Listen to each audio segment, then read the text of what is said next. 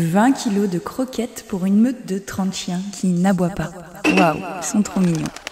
Destination la Vormen pour rencontrer les chiens de traîneau à vol d'oiseau, pas si loin de Chamonix. ATMB et Globule Radio vous proposent maintenant un voyage sonore au départ de Chamonix. À vol d'oiseau.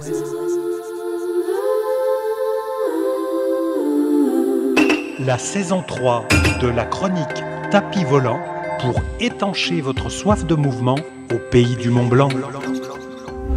Il y a du monde dans les rues de Cham en ce mois de février. J'ai besoin d'évasion, j'ai envie de ressentir le Grand Nord comme dans un roman de Jack London. J'ai envie de sentir la force de la meute. Mon tapis et moi, on décide de monter à la Vormen pour rencontrer les chiens de traîneau d'évasion nordique. On part du chemin des Cristalliers. Vous connaissez sûrement, c'est la petite route parallèle à la voie de chemin de fer où on trouve des enfants, des poussettes, des anciens en balade. On survole la piste de ski de fond, enfin ce qu'il en reste, car on peut pas dire que cet hiver est un hiver neigeux. Passé le désert blanc, je décide de monter par le Lavancher.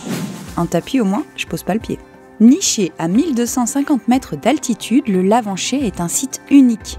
Loin du tumulte, c'est un havre de paix. J'aperçois là un chevreuil. Oh là, des écureuils trop mignons. Je poursuis à flanc de coteau vers Argentière, au pied du glacier du même nom et de la mythique Aiguille Verte. Son église, de style baroque, est remarquable. Regardez ce clocher. D'ici, je le vois si bien. Elle a été construite au XVIIIe siècle afin que les villageois puissent se recueillir, enterrer leurs morts, durant les hivers les plus rigoureux qui ne permettaient pas de se déplacer jusqu'à Chamonix. À l'époque de sa construction, le glacier descendait jusque derrière l'église. Et pour m'immerger complètement dans la culture montagnarde, je monte jusqu'au hameau du Tour, figé dans le temps avec ses vieilles fermes typiques, mais avec une gare de départ de remontée mécanique flambant neuve.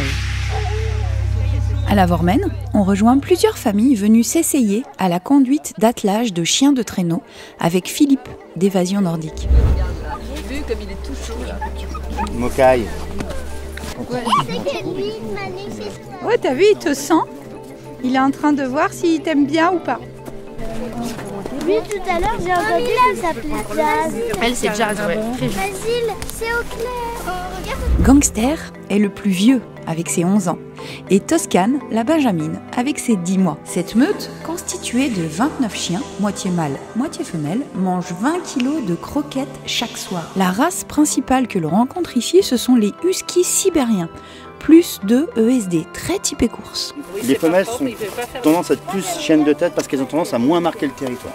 Les mâles ont tendance à beaucoup marquer leur territoire. Il ne faut pas oublier que ce sont des chiens de meute et que c'est très territorial. Dans la meute, il y a soit un chef de meute, soit une femelle.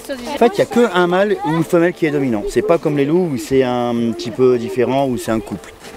Et s'il y a un mâle dominant, la femelle qui sera juste derrière, elle aura la loi sur toutes les autres femelles.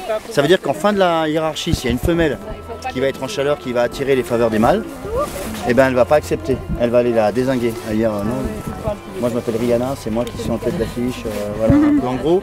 Mais c'est ça, c'est très territorial et ils marquent bien leur statut par rapport à la meute.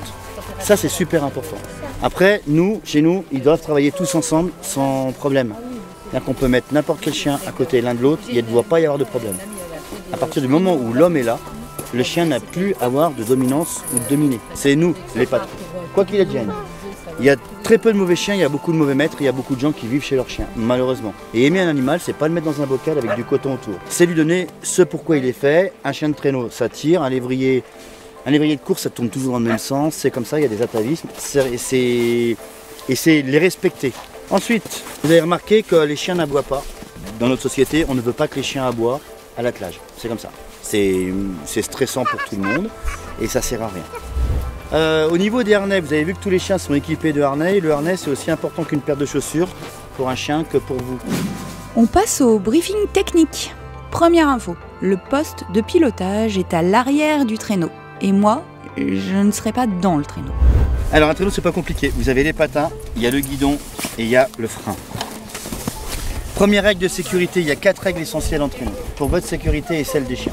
Première règle, c'est soit une main, soit 2 mains sur le guidon, mais jamais comme ça. Oui. Si vous mettez aucune main sur le guidon, que les chiens tirent un coup, vous tombez en arrière et votre traîneau s'en va tout seul. Et dans la mesure où cela est possible, deuxième règle, si vous tombez, ne lâchez pas votre traîneau.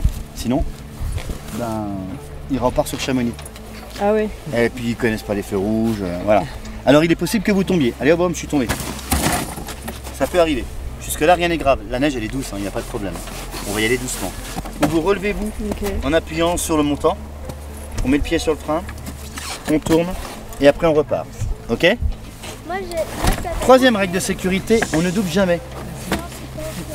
Alors, ne pas doubler, ça veut dire que votre chien de tête ou vos chiens de tête devront être 2-3 mètres derrière chaque personne. En revanche, ne laissez pas trop de distance.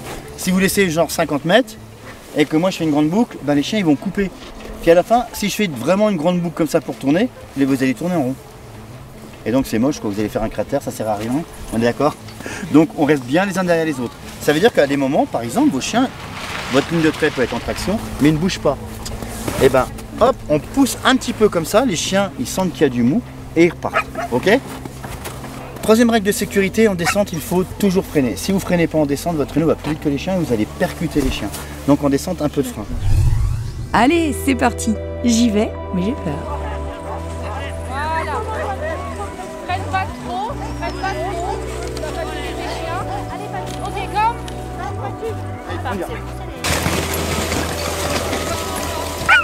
Allez,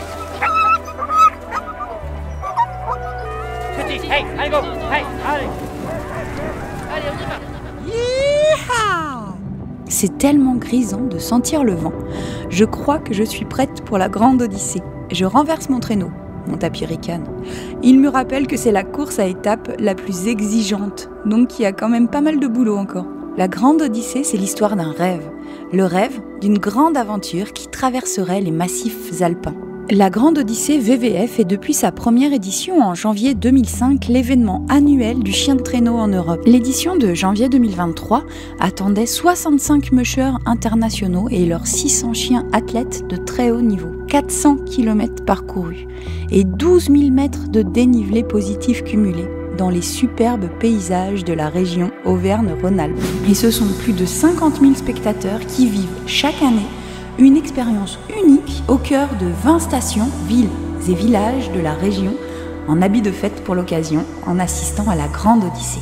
Rendez-vous en janvier prochain. Et si vous n'avez pas de tapis volant, prenez la direction de Chamonix avant de poursuivre jusqu'au Tour sur la RN 205 au sortir de l'A40. À vol d'oiseau. La saison 3 de la chronique Tapis volant pour étancher votre soif de mouvement au pays du Mont Blanc. À très vite pour un nouveau voyage avec ATMB et Globule Radio.